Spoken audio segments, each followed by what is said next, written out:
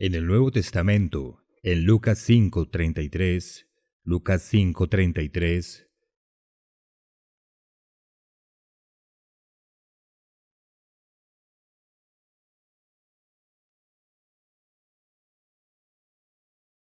leemos: Entonces ellos le dijeron: ¿Por qué los discípulos de Juan ayunan muchas veces y hacen oraciones, y asimismo los de los fariseos, pero los tuyos comen y beben? Es fácil que la gente lea esto y se detenga ahí mismo y diga: bueno, Cristo nos liberó de esa responsabilidad del ayuno. Cuando pienso en las personas que dejaron la comunidad de la que una vez formamos parte, me pregunto: ¿cuántos de ellos siguen ayunando? O incluso si, si oran o estudian. Porque para algunos nada de esto es fácil y sabemos que ayunar es difícil. Es más difícil para unos que para otros. También a las diferentes edades, cuando somos jóvenes, puede afectarnos mucho. Y a veces las personas mayores también les parece difícil. Algunas personas a cualquier edad, simplemente por su constitución física, les queda difícil. Por eso es fácil decir: ¿es esto necesario? Así que le preguntan a Jesús por qué los discípulos de Juan y los fariseos ayunan con frecuencia, pero sus discípulos no. Y Jesús respondió, versículo 34, ¿podéis acaso hacer que los que están de bodas ayunen, entre tanto que el esposo está con ellos? Mas vendrán días cuando el esposo les será quitado, entonces en aquellos días ayunarán. Aquí hay una lección muy importante que a veces se pasa por alto, especialmente por los nuevos. No lo capté la primera vez que la leí, pedí que me la explicaran, pero lo que está diciendo aquí es que el propósito del ayuno es acercarse al novio, acercarse a Dios, acercarse a Jesucristo. Y como Cristo estaba con ellos, ahí mismo, en carne y hueso, con ellos, trabajando con ellos, instruyéndolos, a veces corrigiéndolos, ya estaban cerca de Él, podían ver los milagros, podían ver todo lo que hacía. No necesitaban ayunar en ese momento. Ahora bien, sí ayunaban sin duda, por ejemplo, en el día de expiación, pero no ayunaban con frecuencia, una vez al mes o cada 2 meses, o la rutina que fuera. Jesús dijo que cuando el novio fuera llevado, cuando él ya no estuviera, entonces ayunarían en esos días. Ahora bien, si vamos a seguir las instrucciones de Jesucristo, reconoceremos que usted y yo tenemos la necesidad de ayunar de vez en cuando, y probablemente ayunar con más frecuencia de la que lo hacemos, porque es muy fácil estar ocupado. Queremos ayunar porque sabemos que debemos hacerlo, pero luego pasa una semana y pensamos: bueno, lo haré la semana que viene, pero entonces surge algo y a veces se vuelve muy difícil. Y no queremos elegir un día de la semana en el que estemos trabajando, especialmente si tenemos labores físicas o un trabajo que requiere relacionarse con muchas personas. Si no tenemos tiempo para la oración, ni para el estudio, ni la meditación, pues sin estas cosas simplemente estamos aguantando hambre. Así que no queremos hacerlo así. El doctor Meredi habló de clamar a Dios para pedirle que nos muestre aquellas cosas que no vemos. No solo los pecados que vemos, sino los que no vemos. Pedirle a Dios que nos ayude a ver esas cosas. Quizás sea algo en lo que nos convenga meditar y reflexionar. ¿Con qué frecuencia ayuno? ¿Con qué frecuencia cultivo esa relación con mi Creador? En Mateo 6,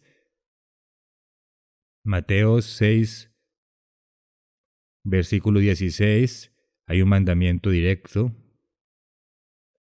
Jesús dijo: cuando ayunéis. No dijo si ayunan, sino cuando ayunéis, no seáis austeros como los hipócritas, porque ellos demudan sus rostros para mostrar a los hombres que ayunan. De cierto os digo que ya tienen su recompensa. Esto se ha leído muchas veces, pero nunca deja de sorprenderme que quienes llevan tiempo en la iglesia, que lo han oído y saben que lo oyen, busquen maneras de hacernos saber que están ayunando. Pequeñas cosas como disculpen mi aliento hoy, estoy ayunando, o lo que sea. Ellos nos hacen saber que están ayunando. Ahora bien, hay ocasiones en las que es apropiado y correcto transmitir una lección a otra persona. Obviamente, si viven en la misma casa, con otras personas, con su pareja o hijos, no es fácil ocultarlo. Y no hay que hacerlo, en ese caso particular, porque con sus hijos es bueno que sepan que mamá y papá se lo toman en serio, que practican lo que predican. Ahora bien, obviamente con los niños no los obligamos a ayunar de la misma manera que nosotros. De vez en cuando pueden saltarse una comida y también depende de su edad. Cada padre debe tomar las medidas necesarias. Debemos ser compasivos con nuestros hijos, conscientes de que no obtendrán lo mismo que nosotros, pero necesitan ver el ejemplo de ayuno de mamá y papá. Pero cuando ayunamos, para que parezca que estamos ayunando, Jesús nos dice aquí que nuestra recompensa es la alabanza de los hombres. Así que usted podríamos ayunar, o cualquiera de nosotros colectivamente podemos ayunar, pero si es para que los otros lo vean, esa es toda la recompensa que recibiremos. Pero si ayunamos para estar con el novio, para estar cerca de Jesucristo, para estar cerca de Dios Padre, si ese es el propósito de nuestro ayuno, entonces tendremos muy buenos frutos. Algo bueno saldrá de ello. Será un ayuno muy provechoso. En el libro de Joel leemos sobre un tiempo en el que las cosas empeorarán aún más. Para ser honesto, la situación es bastante buena ahora mismo de manera particular, aunque hay lugares en este mundo donde no es tan buena. Y todo el libro de Joel habla del día del Señor, el día en que Dios interviene, ese día en que Dios va a intervenir en la tierra. Observen en el capítulo 2, versículo 1, «Tocad trompeta en Sión y dad alarma en mi santo monte. Tiemblen todos los moradores de la tierra, porque viene el día del Eterno, porque está cercano, día de tinieblas y de oscuridad, día de nube y de sombra». Y continúa describiendo ciertos aspectos del día del Señor. En el versículo 11, al final dice, «Porque grande es el día del Señor y terrible, ¿quién podrá soportarlo?». Versículo 12, «Por eso pues ahora dice el Eterno, convertíos a mí con todo vuestro corazón, con ayuno y lloro y lamento. Rogad vuestro corazón, rasgad vuestro corazón, y no vuestros vestidos». En esa cultura era muy frecuente que rasgaran las vestiduras, y vemos algunos siervos de Dios que lo hicieron. Rasgar las vestiduras no estaba mal, pero si era solo una apariencia, no sirve de nada, porque dice aquí, rasgad vuestro corazón. El ayuno debe llegar a la esencia misma de lo que somos, de quiénes somos y cuáles son nuestros problemas. Dice, converteos a mí con todo vuestro corazón, con ayuno y lloro y lamento. Rasgad vuestro corazón y no vuestros vestidos, convertíos al Eterno vuestro Dios, porque misericordioso es y clemente, tardo para la ira y grande en misericordia, y que se duele del castigo. ¿Quién sabe si se volverá y se arrepentirá y dejará bendición tras de él? Esto es ofrenda y libación para el Eterno vuestro Dios. Leeremos aquí sobre una persona que lo entendió, cuando dice, ¿quién sabe si se arrepentirá? Esta persona sabía que su ayuno podía influir en el motivo por el que ayunaba, pero puede que no.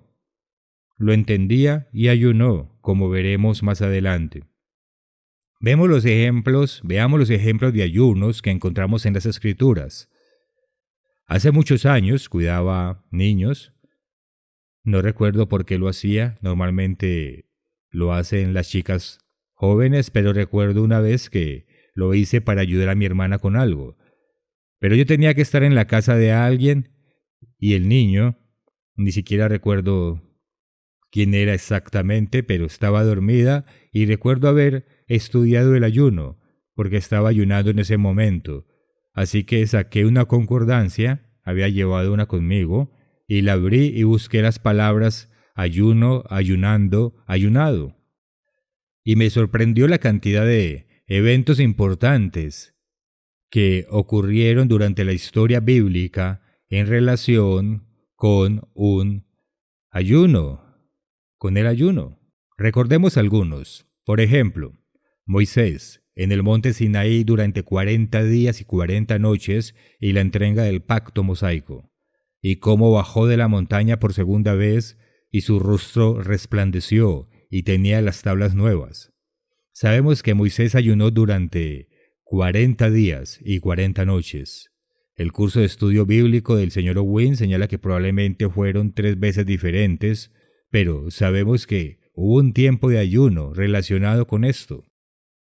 Y cuando se piensa en la magnitud de ese evento, la entrega de los mandamientos y el pacto mosaico, etc., fue un acontecimiento enorme en la historia. Otro evento muy importante se encuentra en Daniel 9, la profecía de las 70 semanas. En Daniel 9:3 leemos que Daniel estaba ayunando en ese momento. Y fue entonces cuando Dios le dio la profecía de las 70 semanas que identifica el año en que Jesucristo aparecería y comenzaría su ministerio en su primera venida. Esta profecía no es poca cosa. No es poca cosa. Es una gran profecía y llega hasta el final. Si profundizamos un poco más en el capítulo 10, versículo 3, vemos que Daniel estaba ayunando de nuevo. Y el resultado final fue el capítulo 11, que es la profecía más larga y detallada de la Biblia. Digo más larga, tenemos el libro del Apocalipsis, pero está fragmentado. Pero en este caso particular, en Daniel 11, tenemos este capítulo largo de 45 versículos o más que detallan con gran detalle toda la intriga que se desarrollaría entre el rey del norte y el rey del sur. Si nunca lo ha estudiado, busque un comentario y revíselo. Nombres como Cleopatra y Marco Antonio no se nombran en esas escrituras, pero sí se describen.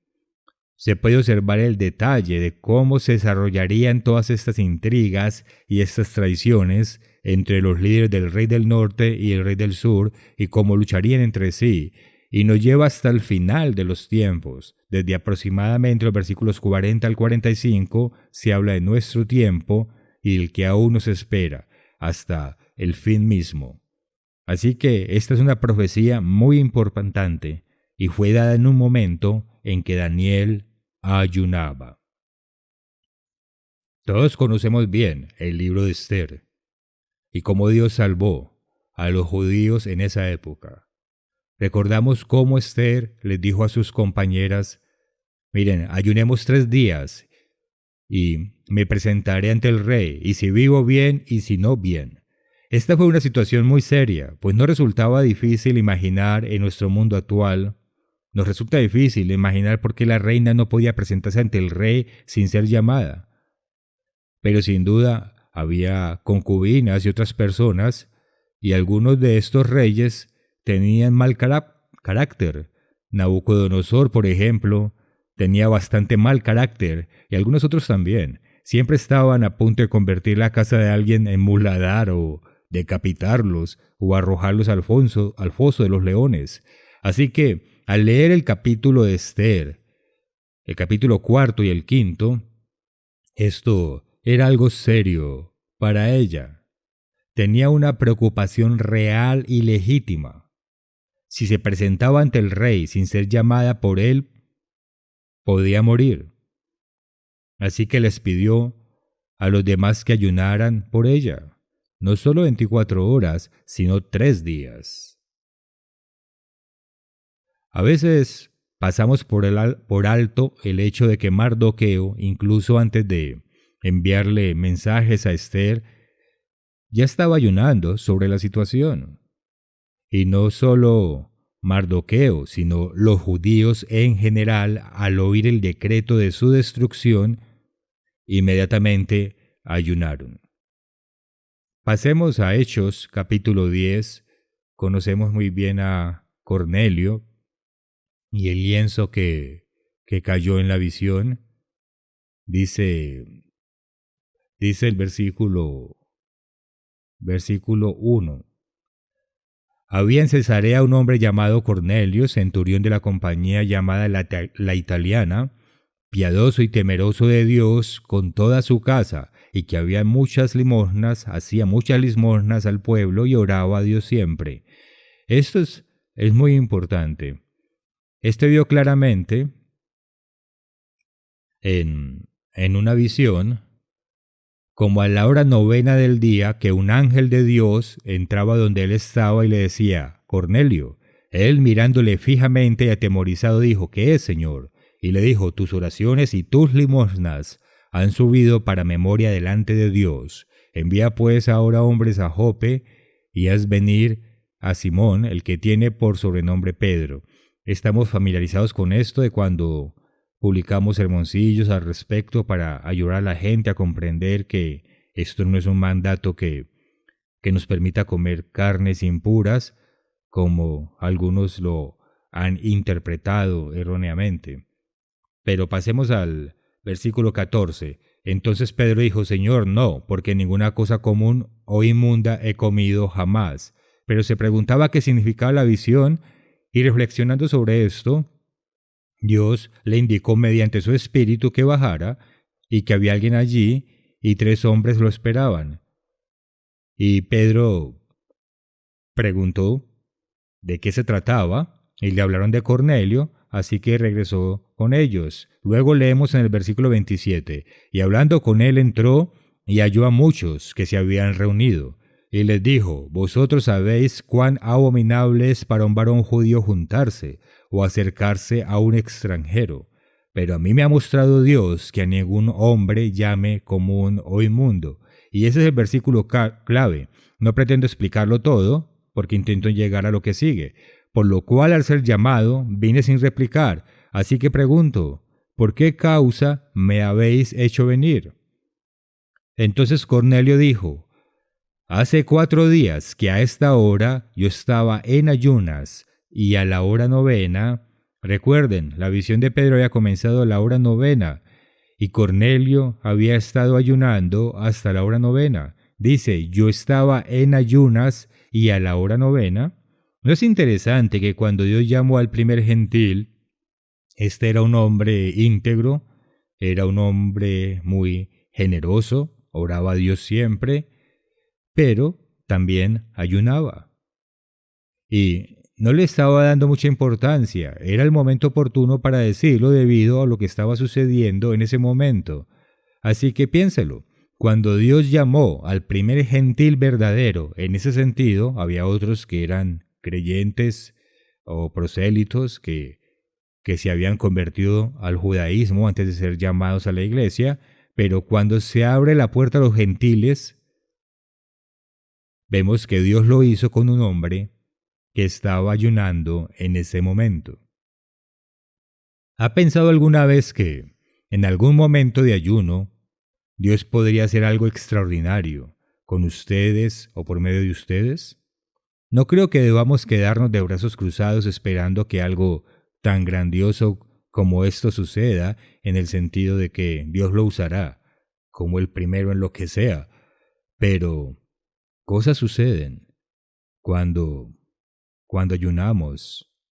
Realmente suceden. Aunque no siempre suceden como uno espera. Recuerdo un caso en el que tenía un niño pequeño que estaba enfermo, hace muchos años. Los padres llamaron por el niño, estaban preocupados por él. Luego llamaron al diácono local, que tenía varios remedios caseros. Luego llamaron a otra persona y durante varios días llamaron a todo tipo de personas queriendo encontrar curas naturales, pero finalmente lo llevaron a un quiropráctico de la iglesia. Yo había ayunado por esto porque estaba muy preocupado. Y a veces es muy importante llevar a los hijos al médico. Esto fue hace muchos años, cuando la gente no siempre lo hacía. Y este quiropráctico me llamó después de hablar con ellos y me dijo, estoy muy preocupado. Si me pregunta qué le pasa, creo que el niño tiene estores. estertores y creo que va a morir. Así que pensé, he ayunado por esto y justo la noche después de romper el ayuno, recibo esta mala noticia. Así que llamé a la familia y les dije, tienen que llevar a este niño al médico. Esto no es solo una cuestión de vida o muerte, sino que podríamos tener un problema legal por encima de todo. La vida y la muerte son por supuesto más importantes, pero la situación era delicada. Así que llevaron el niño al médico, este lo examinó y el niño no estaba tan enfermo como el quiropráctico creía, no lo había visto en persona, solo lo había escuchado por teléfono y había escuchado sus historias. Entonces los padres lo llevaron a casa, le dieron medicamento durante un día, pero nada cambió. Me volvieron a llamar y fue en ese momento que yo creo que puse en mi mente y dije, no estamos ejercitando o no están ejercitando la fe. Están corriendo de aquí para allá, confiando en este remedio, en aquel otro, incluso en los médicos, y eso no es fe. Lo que tienen que hacer es quedarse quieto y confiar en que Dios se encargará, y Él lo hará. No recuerdo mis palabras exactas, pero básicamente dije, hagan silencio, siéntense y tengan fe. Y llamaron a la mañana siguiente y ya el niño estaba bien. A veces cuando ayunamos, la respuesta no llega de inmediato. A veces cuando ayunamos, las cosas no salen como pensamos. Recuerdo otro caso, en Canadá, cuando teníamos a 3 hombres que se estaban muriendo de cáncer. Uno de ellos tenía unos 90 y tantos años, bastante mayor, otro tenía 40 y tantos, y el tercero era un miembro nuevo. Los otros 2 llevaban mucho tiempo en la iglesia. Recuerdo que les pedimos a todos que ayunaran por esto en la congregación. Y la gente lo hizo. Lo hizo sinceramente. Pero los 3 murieron en poco tiempo. Y es fácil decir, bueno, eso no funcionó. Pero yo creo que sí. Sé que sin duda funcionó para mí. El mayor había estado presente, tenía más de 90 años y iba a morir pronto. Y tenía una fe tremenda. Tenía confianza. Estaba bien. Dijo, he vivido una larga vida y buena, si muero, muero. El miembro más nuevo tenía un rostro maravilloso, siempre sonreía, era optimista. Tenía familiares y otras personas que lo visitaban y veían que siempre tenía una actitud muy optimista ante la vida. Era un ejemplo de dignidad al morir.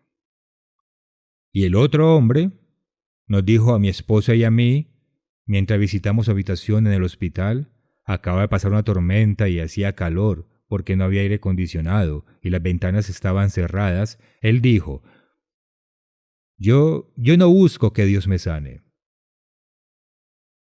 En realidad no quiero que Dios me sane, estoy listo para el reino de Dios. Pero dijo, esto es lo mejor que me ha pasado. Porque durante 20 años he estado a la deriva y no creo que hubiera estado en el reino de Dios si esto no me hubiera sucedido para despertarme. Él veía una perspectiva más amplia. Y cuando miro hacia atrás a esos 3, pienso, si algo me sucede, espero poder afrontarlo con la valentía, la dignidad y la visión de conjunto que tenían esos 3 hombres. Algunos dirán, no funcionó, el ayuno fracasó. Yo no creo que fallaran. Creo que hubo una lección para todos nosotros. Ahora bien, algunos podrían decir, eso es una excusa, ¿de acuerdo? Si quiere ser cínico, usted verá. Pero creo que debemos reconocer que Dios tiene un panorama más amplio. A veces dice que sí, a veces dice que no, ya sea que oremos o incluso que ayunemos, pero debemos reconocer que el ayuno, si lo hacemos bien, sí marca la diferencia, y hay un momento en que podemos mirar atrás y ver por qué sucedieron ciertas cosas. Aunque a veces no las entendamos en ese momento.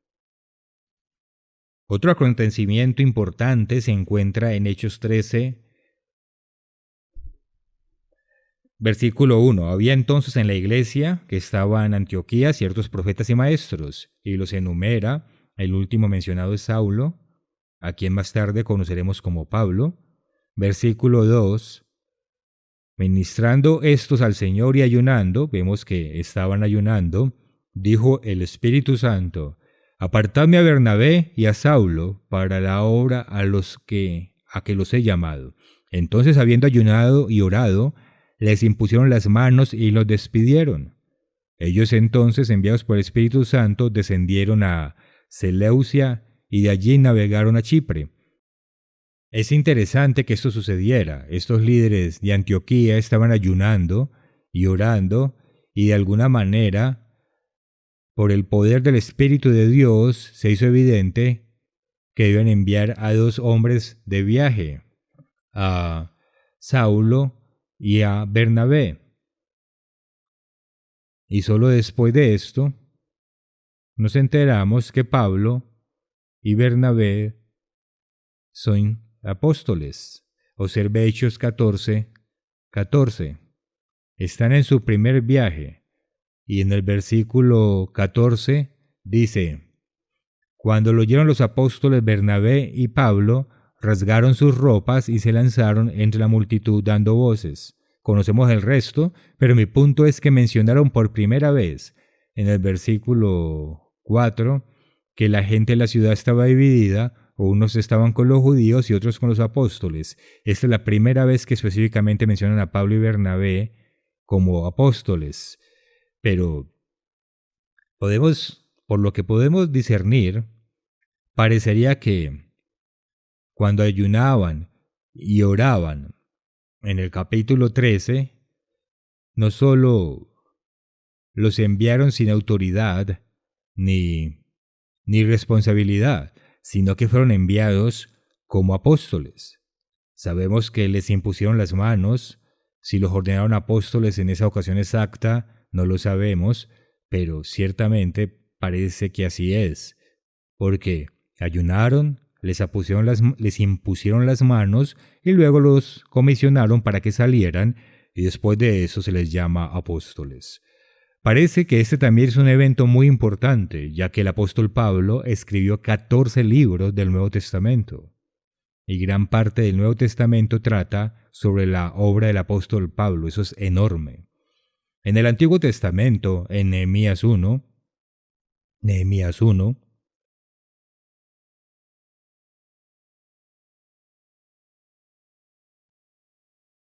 tenemos que amar a este hombre. Nehemías fue una persona valiente. Siempre me gustó leer sobre Nehemías. Comienza así.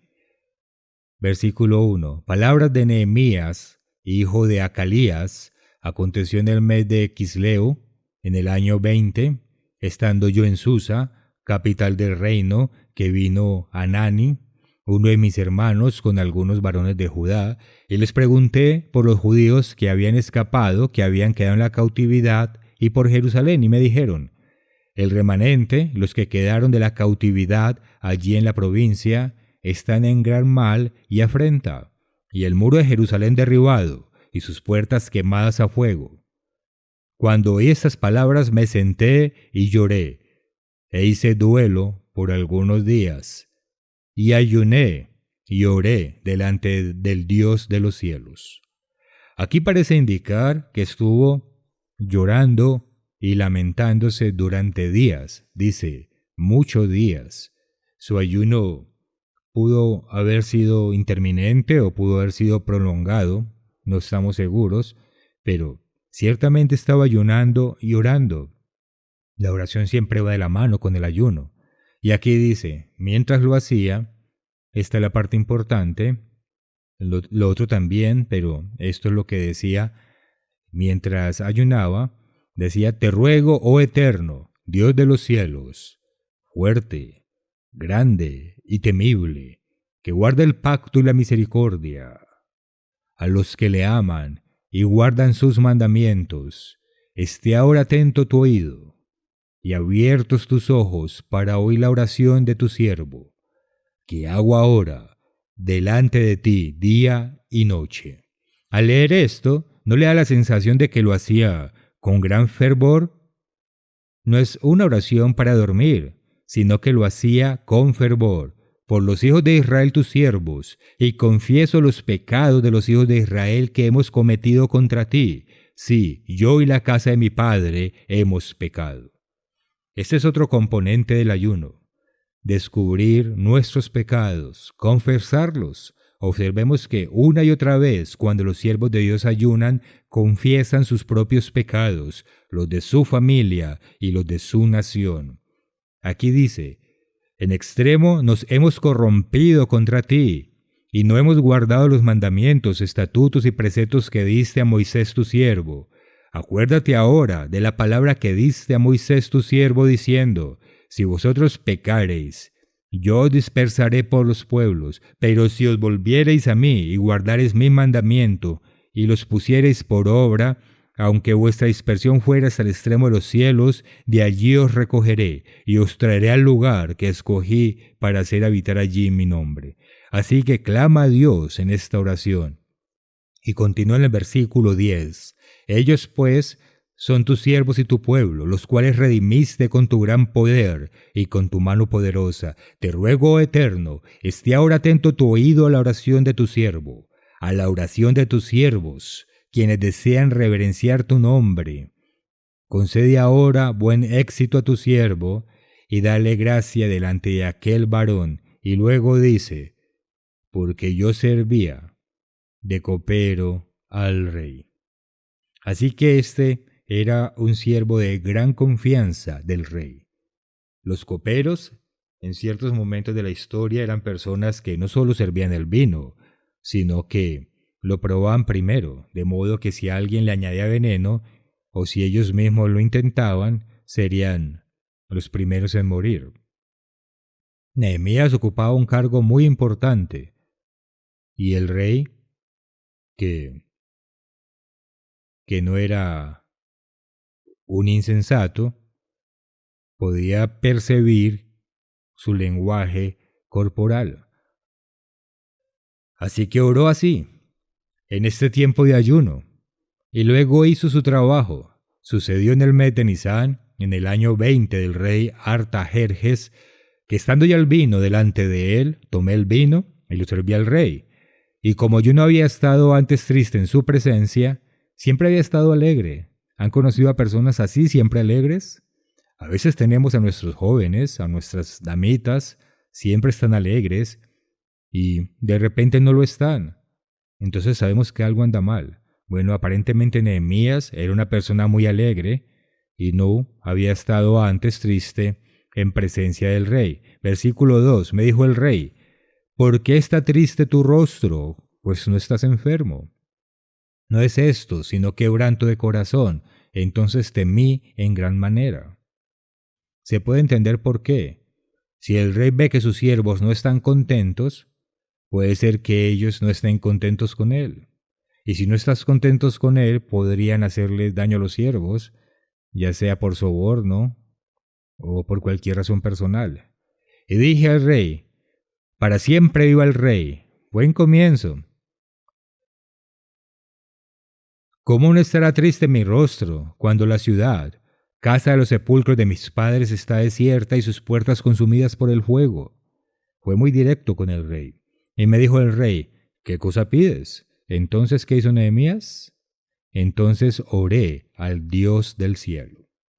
Una de esas oraciones rápidas. Dios, ayúdame. Dame las palabras, mientras respiraba profundo. Y le dije al rey, si le place al rey, y luego prosiguió con su petición, ir a Jerusalén y reconstruir la muralla, reconstruir la ciudad. Vamos al capítulo 8. Todos conocemos este capítulo, pues lo leemos la mayoría de las veces en la fiesta de los tabernáculos. En el último versículo del capítulo 7 leemos que era el 7º mes y los hijos de Israel estaban en sus ciudades. Esto es después de la construcción del muro. Y luego Nehemías 8:1 dice, todo el pueblo se reunió como un solo hombre en la plaza, y Esdras, el escriba, leyó el libro de la ley de Moisés. Ustedes pueden leer todo esto por su cuenta, probablemente lo estudien durante la fiesta de los tabernáculos, pero primero celebraron la fiesta de las trompetas y luego leyeron que deberían celebrar la fiesta de los tabernáculos. Y dice el versículo 17, y toda la congregación que volvió a la cautividad hizo tabernáculos, y en tabernáculos habitó, porque de los días de Josué, hijo de Nun, hasta aquel día no habían hecho así los hijos de Israel, y hubo gran alegría. Y leyó Esdras en el libro de la ley de Dios cada día, desde el primer día hasta el último, e hicieron la fiesta solemne por 7 días, y el 8º día fue de solemne asamblea, según el rito. Ahora bien, la fiesta de los tabernáculos comienza el día 15 del 7º mes, y el último gran día es el día 22 del 7º mes. Y todos conocemos este pasaje en particular, o al menos la mayoría de nosotros, pero algo en lo que no se presta atención es lo que sucede inmediatamente después, en el capítulo 9, versículo 1, dice, el día 24 del mismo mes. Así que 2 días después de haber celebrado la fiesta de los tabernáculos y el último gran día, se reunieron los hijos de Israel en ayuno y con cilicio y tierra sobre sí. Supongo que este probablemente era un día sábado, que el último gran día después de la fiesta de los tabernáculos, y ese día probablemente cayó en jueves, y se están reuniendo 2 días después, y están ayunando, por lo que se dio a informar a todos ellos. Tendría sentido que hubiera sido el día de reposo esta ocasión. Y entonces leemos, el día 24 del mismo mes se reunieron los hijos de Israel en ayuno y con cilicio y tierra sobre sí. Y ya se había apartado la descendencia de Israel de todos los extranjeros, y estando en pie confesaron sus pecados y las iniquidades de sus padres. Observe aquí de nuevo que con el ayuno hay una confesión de pecados y las iniquidades no solo de sus propios linajes, sino de todo su linaje y de la nación. Y puestos de pie en su lugar, leyó en el libro de la ley del Eterno, su Dios, la 4ª parte del día. Y la 4ª parte confesaron sus pecados y adoraron al Eterno su Dios. Así que dividieron el día de alguna manera, una 4ª parte para leer el libro de la ley, y luego otra 4ª parte para confesar. Orar sin duda. No es realmente específico, pero es interesante cómo dividieron el día de cierta manera. Veremos un poco más adelante cuál fue quizás el significado de esto. Este fue un momento en el que hicieron un pacto con Dios. Y leen sobre eso, el pacto, la confesión de pecados y la historia que hicieron 3 compromisos que no se casarían fuera de Israel. Muy claramente tenía que ver con la cultura, pero también con las religiones y otras cosas más. No hacían negocios en sábado. Negocios se refiere a las compras regulares o rutinarias, pero al leerlo con atención, no dice que no se puede tomar un café en sábado, especialmente si se conduce una larga distancia. Para los servicios, se refiere a ir de compras, como se describe en el capítulo 13, y también que diezmarían fielmente, junto con las demás obligaciones financieras que debían cumplir. Dijeron que harían esas 3 cosas, y con cada una de ellas rompieron el pacto. Pero por un tiempo, sin duda, lo cumplieron. Hicieron ese pacto, y estaba asociado con un día de ayuno. También tenemos el ejemplo de las muertes de Saúl y Jonatán. Cuando murieron, la nación entró en ayuno. David específicamente, pero también otros. Tenemos a Josafat en Segunda de Crónicas 20, como se mencionó en el sermón hace 2 semanas, y también se mencionó en la carta del Dr. Meredith que deberíamos leerla. Pero ni siquiera hemos mencionado el ayuno de Cristo, ¿correcto? Cuando él ayunó 40 días y 40 noches y fue desafiado por Satanás el diablo. Ese también fue un acontecimiento importante en la historia, como Cristo derrotó a Satanás cuando estaba físicamente débil, pero espiritualmente cerca de Dios. Tenemos otros ejemplos. En 2 de Samuel 12, conocemos este pasaje.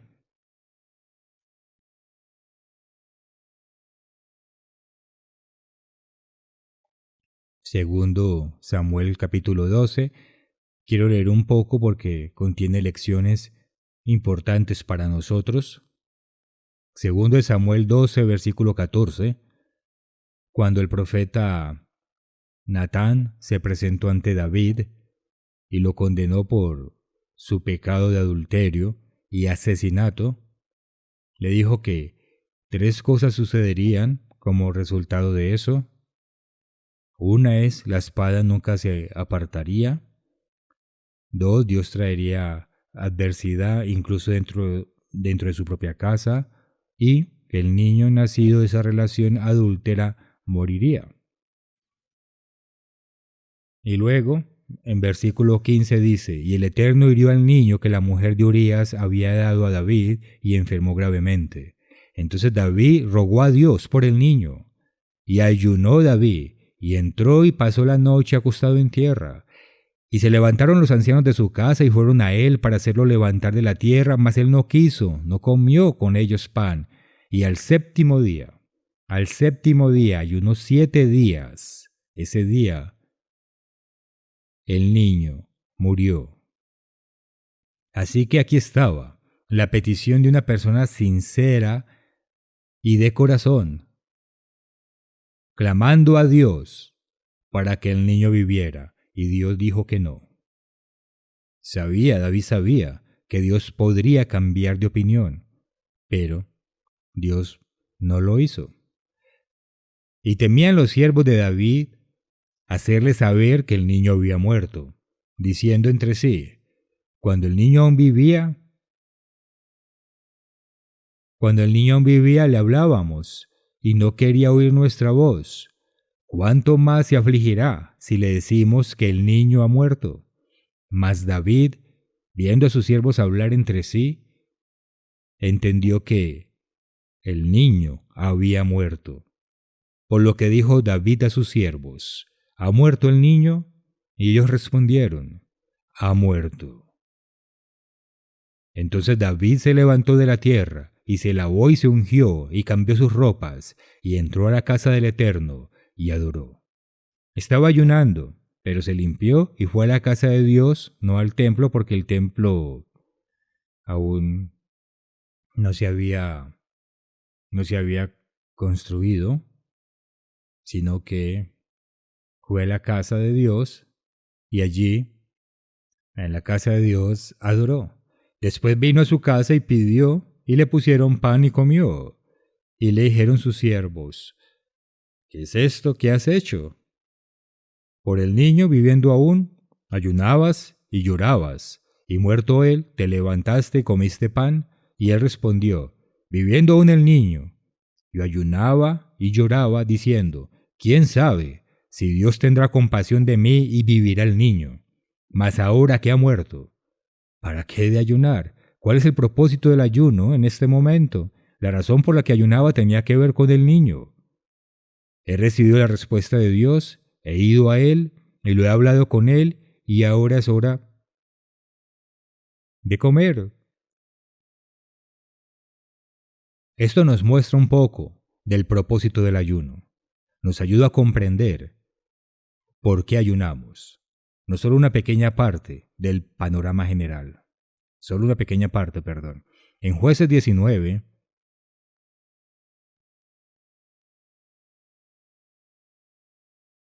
Capítulo 19 de Jueces. Leemos sobre este levita que tenía una concubina y las cosas no les iban bien.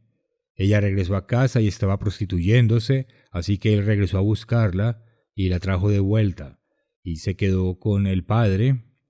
Al parecer se llevaban muy bien el suegro y el levita y finalmente se fue y se encontraron en Gabaa al anochecer y lo llevaron a una casa donde había, digamos que, cierta protección. Un anciano los acogió y después encontramos que la casa fue asaltada por hombres pervertidos. Querían que este hombre saliera para poder conocerlo. Creo que entendemos que es una antigua expresión de la Reina Valera que significa más que hola, me llamo Frank. Tenía que ver con pecados pervertidos específicos.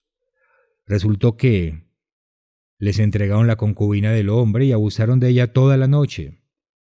Ella regresó, se acostó en el umbral de la casa al amanecer y en el versículo 27 leemos que dice: y se levantó por la mañana su señor y abrió las puertas de la casa y salió para seguir su camino, y aquí la mujer, su concubina, estaba tendida delante de la puerta de la casa con las manos sobre el umbral, y le dijo: levántate y vámonos. ¿Es este un buen ejemplo de compasión?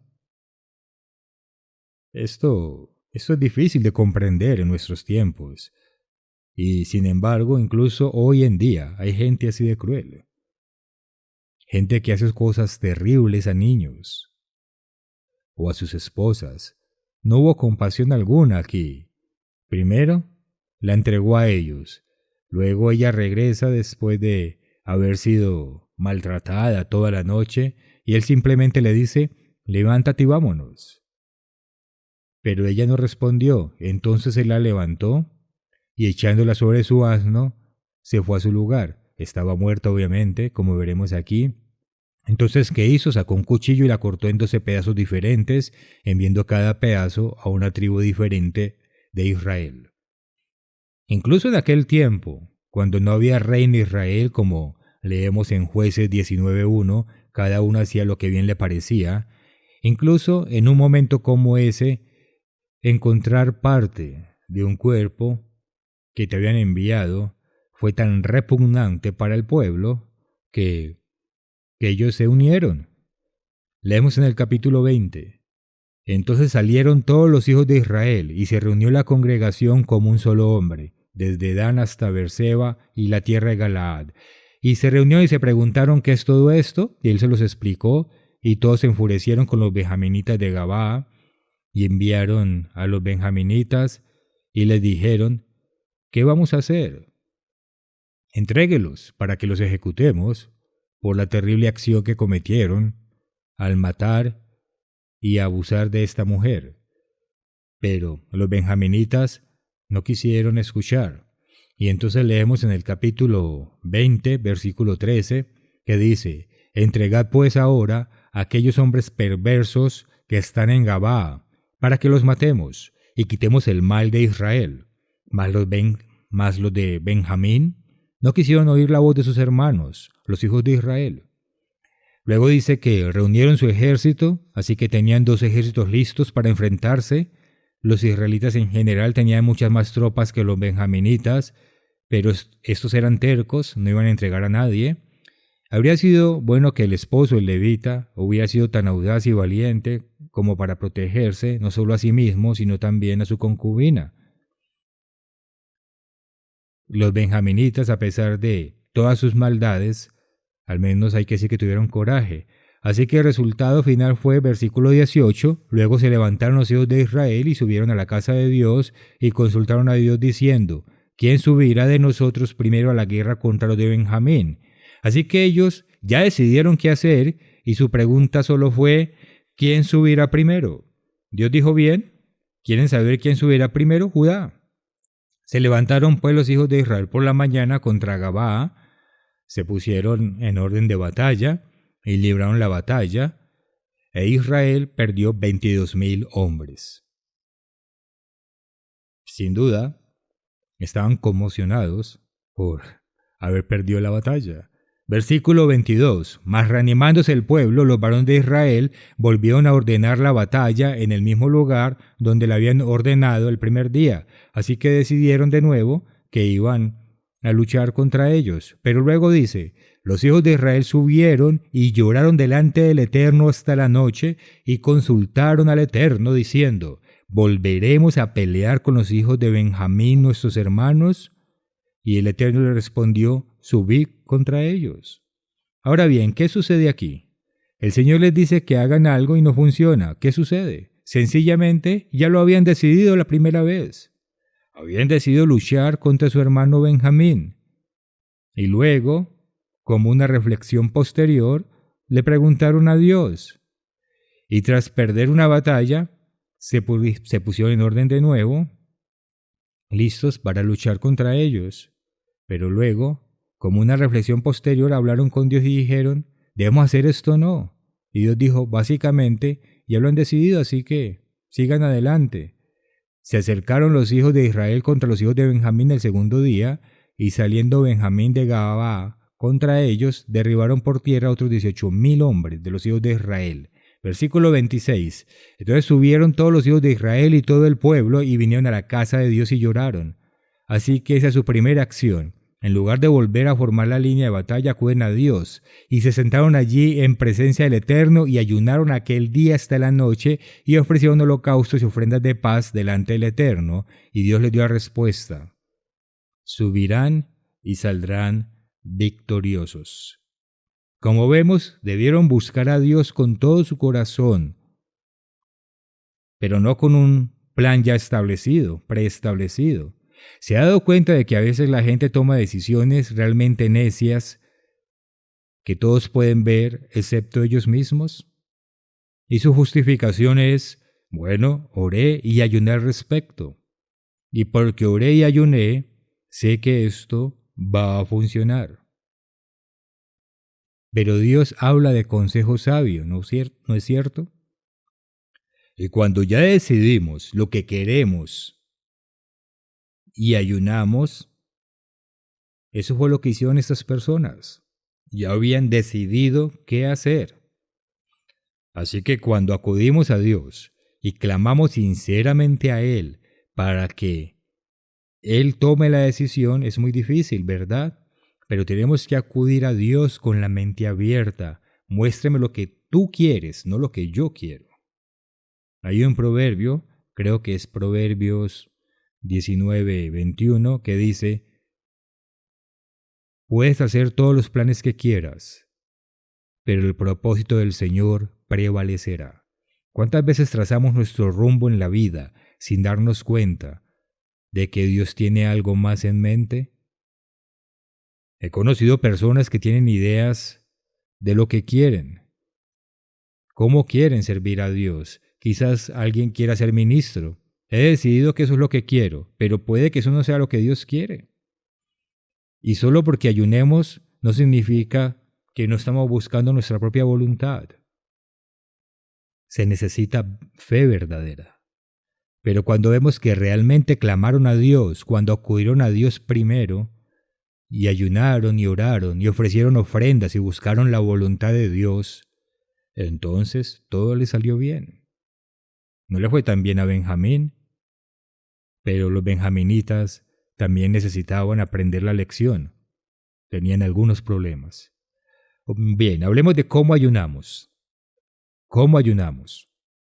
Hablemos de dos ayunos, uno el correcto y el otro el incorrecto. Primero de Reyes, versículo 21. Para abreviar, presentaré el contexto. Esto es cuando Acab quería comprar la viña de Nabot. Es una historia muy pintoresca. Acab estaba desanimado y Jezabel llegó y le dijo, tú eres el rey, déjame encargarme de esto. Eres demasiado débil para hacerlo, yo lo haré. Así que incriminó a Nabot y lo mandó a matar. Y note lo que ella escribió en una carta en nombre de Acab, versículo 9. Convoquen a todos a los ciudadanos a que se reúnan para tener un tiempo de ayuno y denle a Nabot un lugar de honor. Esto no tenía nada que ver con acercarse a Dios. Ella usaba el ayuno como una estratagema para salirse con la suya, como a veces los criminales ayunan para sus propios fines. No es exactamente lo mismo, pero es para un propósito completamente equivocado. Nosotros no ayunamos para eso, para tenderle una trampa a alguien y mandarlo a asesinar, y eso fue lo que ella hizo. Versículo 15. En cuanto Jezabel oyó la noticia, le dijo a Acab: ¿recuerdas el viñedo que Nabot no quería venderte? Bueno, pues ahora es tuyo. Nabot está muerto. Versículo 17. Entonces Elías el tisbita entra y Dios le ordena que baje al encuentro de Acab, rey de Israel, y le dé este informe de lo sucedido. Le dice a Acab que sufrirá la muerte, y dice en el versículo 19, dale el siguiente mensaje. Esto dice el Señor. Aquí en el versículo 19. Dice aquí, esto dice el Señor, ¿no te bastó con matar a Nabot? ¿También tienes que robarle? Por lo que has hecho, los perros lamerán tu sangre en el mismo lugar donde lamieron la sangre de Nabot. Así que, enemigo mío, me has encontrado, le dijo Acab a Elías. Sí, contestó Elías, te encontré porque te has vendido para hacer lo malo a los ojos del Señor. Pero ahora el Señor dice, traeré calamidad sobre ti y te consumiré. Destruiré a cada uno de tus descendientes varones, tanto esclavos como libres, en todo Israel. Continúa así un poco más y luego el versículo 25 dice, nunca nadie se entregó tanto a hacer lo que es malo a los ojos del Señor como Acab, bajo la influencia de su esposa Jezabel. La peor infamia que cometió fue rendir culto a ídolos, tal como habían hecho los amorreos, pueblo que el Señor había expulsado de la tierra del paso de los israelitas. Sin embargo, cuando Acab escuchó este mensaje, rasgó su ropa, se vistió de tela áspera e hizo ayuno, hasta dormía vestido de tela áspera y andaba de luto. Había algo tal vez redimible en Acab, a pesar de todo lo demás que había hecho. A Dios le gustó su actitud en ese momento en particular, cuando ayunó. Al pensarlo, la afirmación del versículo 25, que no hubo nadie como Acab, que se entregara a la maldad, y la del versículo 26, sobre los ídolos abominables y cosas por estilo, y sin embargo en este caso, la palabra dice en el versículo 28, entonces Elías recibió otro mensaje del Señor. ¿Viste cómo Acab se ha humillado ante mí? Por haberse humillado, no haré lo que le prometí mientras él viva, sino que traeré la desgracia sobre sus hijos, destruiré su dinastía. Así que tenemos dos ejemplos. Uno es el llamado de Jezabel al ayuno, y luego una sincera humillación personal ante Dios. Y había una diferencia, y Dios honró ese segundo ayuno. Me gustaría animarlos a leer Isaías 58 si tienen tiempo, porque habla de un ayuno incorrecto, de ayunar por razones incorrectas, y luego muestra el ayuno correcto. Pero quisiera tomarme un momento ya casi al final para leer aquí la autobiografía del señor Armstrong en el volumen 1. Algunos de ustedes sin duda ya lo han leído, otros puede que no, y si pueden conseguir una copia, estoy seguro de que tenemos una en la biblioteca de la iglesia o en la biblioteca de la universidad de la iglesia, seguro que pueden encontrar una copia o pueden pedírsela prestada a alguien y pueden fotocopiar estas páginas. Comienza el capítulo 22 diciendo, de la autobiografía del señor Armstrong, nunca en mi vida me he enfrentado a un problema más grave que la situación que enfrentamos a principios del año 1930. No solo nos enfrentábamos a otro año de vacas flacas, con nuestra propia situación financiera por los suelos, con toda la nación hundiéndose y hundiéndose en las profundidades de la depresión, sino que también parecía que estábamos desprovistos de fe en Dios. Estábamos a 6 semanas del nacimiento de nuestro cuarto hijo. Mi esposa, que había sido sanada milagrosamente en 1927, se encontraba ahora en un estado alarmante. Estaba anémica. Su sangre carecía de hierro. Parecía estar agotada. Tenían un problema porque no habían pagado la factura del nacimiento de su hijo anterior, el tercero, su primer hijo varón, y el hospital no permitía que la ingresaran, a pesar de que el médico dijo que era necesario, hasta que se pagara la factura. Y esto fue durante la época de la depresión. No tenían forma de pagar esa cuenta. Entonces dice, había orado por la sanación de la señora Armstrong, pero no había sanado. Había orado otra vez y otra vez, pero no había mejoría. Y el tiempo se agotaba. Estábamos desesperados. ¿Qué pasaba? Había aprendido que Dios sana. Habíamos experimentado milagros increíbles. Mi esposa había sido sanada antes, pero ¿por qué no ahora? Obviamente, Dios no había cambiado. Él es el mismo de eternidad en eternidad. Él ha prometido sanar y su palabra es segura. La culpa no podía ser de Dios. Sabía que tenía que ser mía. ¿Pero dónde? Con frecuencia, este es el problema. No reconocemos que el problema está aquí mismo, en nuestros corazones, y tendemos a culpar a todos menos a nosotros mismos. Dice, sabía que tenía que ser mía. ¿Pero dónde? Examiné mi corazón. Una condición para recibir una sanidad milagrosa es que obedezcamos a Dios. Y cita 1 Juan 3:22, todo lo que pidamos lo recibiremos porque guardamos sus mandamientos. Pero yo me había rendido a obedecer los mandamientos de Dios 3 años antes. La fe es la segunda condición, pero creí tan firmemente como cuando Dios sanó a mi esposa por primera vez. No había más tiempo que perder, tenía que encontrar la respuesta, solo conocía una manera, ayuno y oración. Era el último recurso, no sabía cómo se debía ayunar y orar, nunca lo había hecho antes. Pero cuando los discípulos de Jesús no pudieron expulsar a un demonio, Jesús dijo que tal resultado solo se obtenía mediante el ayuno y la oración, así que comencé a ayunar. El ayuno comenzó un sábado por la mañana. Esa mañana no desayuné, sin saber cómo se debe ayunar y orar. Primero oré y le pedí a Dios que me mostrara el camino, que me abriera el entendimiento. Luego, como Dios nos habla a través de su palabra escrita, comencé a buscar en la Biblia instrucciones sobre el ayuno. Durante 1 hora, con la ayuda de una concordancia, estudié pasajes de las Escrituras sobre el ayuno y la oración. La mayor parte del tiempo lo hice de rodillas. Si puede leerlo, es bueno hacerlo. A veces podemos estudiar de rodillas y simplemente hablar con Dios mientras estudiamos.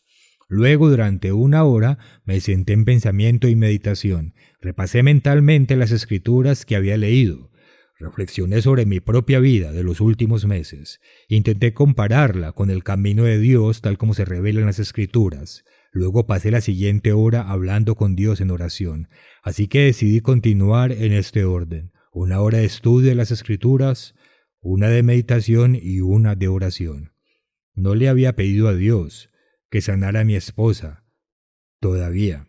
Llevaba semanas haciéndolo, sin resultados. Ayunaba y oraba, no para presionar a Dios para que obedeciera mi voluntad y me diera lo que pedía, sino para descubrir qué me pasaba. Y me di cuenta de que no teníamos por qué obligar a Dios.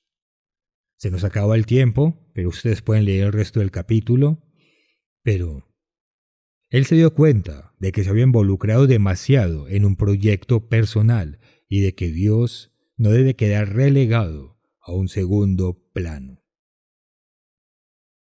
Y creo que es algo que todos debemos considerar. ¿Cómo empleamos nuestro tiempo? ¿Cuál es nuestra pasión en la vida? Ustedes y yo nos enfrentamos a algo, algunos más que yo porque no soy tan experto en tecnología, pero todos sí tenemos un correo electrónico, y tenemos que luchar contra esto. Nos enfrascamos demasiado en las cosas que Satanás nos da. No todo es pornografía, perversión ni nada de eso. Incluso hay cosas que tienen valor en el equilibrio adecuado, pero la gente se despierta y antes incluso de levantarse ya están revisando sus teléfonos, sus archivos, porque les es difícil vivir sin ellos, ¿verdad? No digo que ese sea su problema, pero sí digo que probablemente lo sea para la mayoría de ustedes. Todos tenemos que ponerle atención a esto. Y el señor Armstrong se preguntaba, ¿qué me pasa? No intentaba importunar a Dios para salirse con la suya, decía, ¿qué me pasa? Y después de leer eso me di cuenta de que intento que eso se convierta en un hábito en mi vida. No tengo la capacidad de concentración que tenía el señor Armstrong. ¿Alguna vez han intentado meditar en algo durante 1 hora? De joven yo podía, ahora ya no puedo por alguna razón. Me doy cuenta que cuando ayuno me canso. Y saben que lo mejor cuando uno está cansado es echarse una siesta. De hecho, supongo que algunos de ustedes han estado luchando por conciliar el sueño ahora mismo. No puedo verlos por las luces, pero sé que algunos sí. Y lo mejor que puede hacer es agachar la cabeza y dormitar 30 segundos. Y luego va a estar bien todo el día. Es lo que yo he descubierto. Es lo que solía hacer en el auditorio en Pasadena cuando el Tormeri hablaba, o el señor Hill o alguien más. Teníamos 2 servicios y la contaminación y el calor lo dejaban a uno agotado. Había que caminar por el campus de ida y vuelta y volver por la tarde. Y más vale no luchar con el sueño, hay que dormir un poco. Cuando ayuno, a veces me da sueño. Hoy no, por la razón que sea, supongo que dormí un poco más. Pero hay que aprovechar el tiempo y el ayuno lo mejor posible. Así que yo divido las cosas en segmentos de media hora o 45 minutos, porque así descubro que mi capacidad de atención mejora. Quizás no entienda perfectamente lo que hacía el señor Armstrong, pero él era un hombre inusual en ese sentido.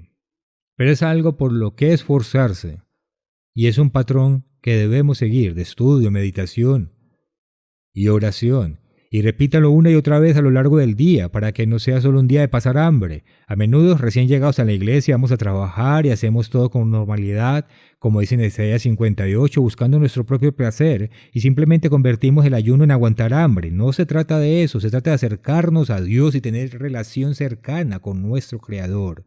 Se trata de clamarle. Y lo que descubro es que cuando empiezo, tal vez mi mente está confusa y no puedo concentrarme bien. Quizás tenga que tomar 2 siestas durante el día, entre el estudio y la oración, pero hacia el final del ayuno encuentro mi mente despejada y puedo hablar con Dios como no lo había hecho en mucho tiempo. Y espero que así sea para usted. Dios nos ha dado herramientas para cultivar una relación con Él. Nos da la oración, el estudio y la meditación. Pero la herramienta más grande que nos da es acompañar estas 3 cosas, la oración, el estudio y la meditación, con el ayuno sincero. Así que usemos esta increíble herramienta que Dios nos ha dado y esperemos que al humillarnos verdaderamente ante Él, individual y colectivamente, al clamar a Dios con todo nuestro corazón, de nuevo, individual y colectivamente, que Él nos bendiga y bendiga nuestra obra.